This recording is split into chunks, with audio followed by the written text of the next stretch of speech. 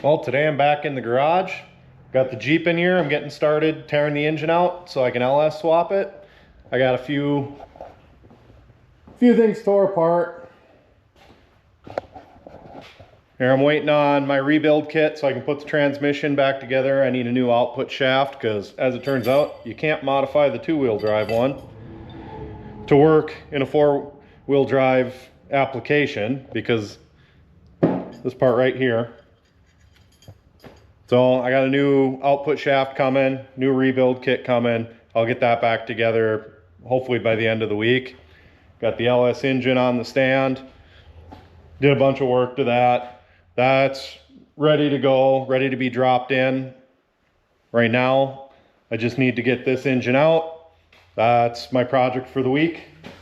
Hopefully I can get this all out, ready to go. So this week I'm going to be getting this engine out. Typically what people do when they LS swap a Jeep JK is they remove the full body. I don't have access to a two-post lift, so I'm going to be doing it the more difficult way, which is actually coming right out from under the hood. So I'm going to strip as much of the front end off as I can and get this out. I'm going to just throw on some music and throw this on time lapse, and here we go.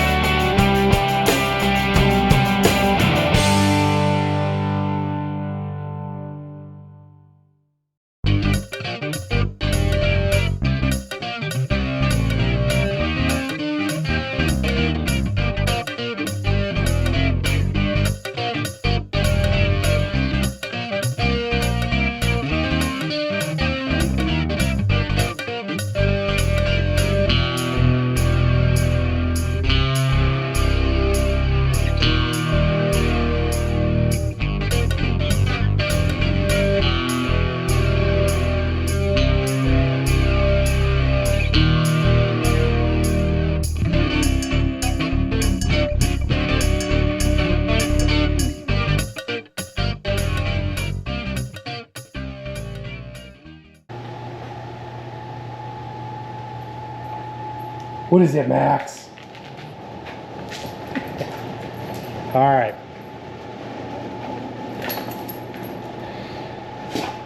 So I just got done tearing apart the top side. Took the whole front end off to get access. Now everything I'm going to be doing is underneath for a while. So I'm not going to film that. I'm just going to get it done so I can get this engine out. All right, the engine's out. It was a couple days of good work, but got the engine hanging here. I'll put this thing up for sale to recoup a little bit of money in this. But now I got to push it outside, get this all cleaned up, and start being ready to put the new engine in. Hey, Max. What's going on? Sit. Shake. Good dog. So newer Jeeps are actually designed to have the body come off real nice and easy. So the way they want you to do this is they want you to remove the entire body. There's only a few electrical connections. There's your gas filler, a couple other things that you can remove, get the whole body off of this thing and gain a lot of access. This engine was actually in there pretty tight. So it wasn't the easiest thing to get out, but I got it. I don't have a 2-post lift, so I can't do it what they consider the proper way. So I'm doing it the backyard mechanic way. So now I'm gonna pull this outside, hose it off, get all this transmission fluid and coolant off of it so I could start fresh and start getting the new engine put in. Here we go.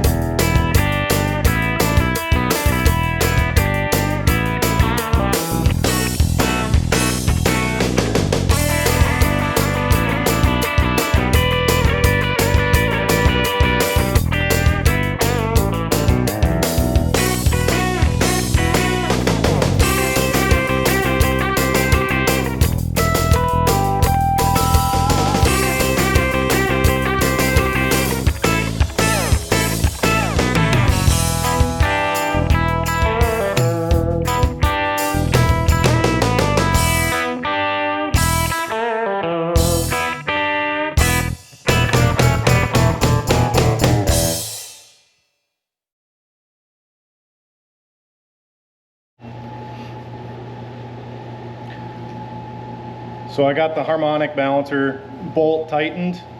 You tighten the old one to 240 foot-pounds to set the balancer. Then you come back with the new bolt, tighten it to 37 foot-pounds, and then you have to go 140 degrees.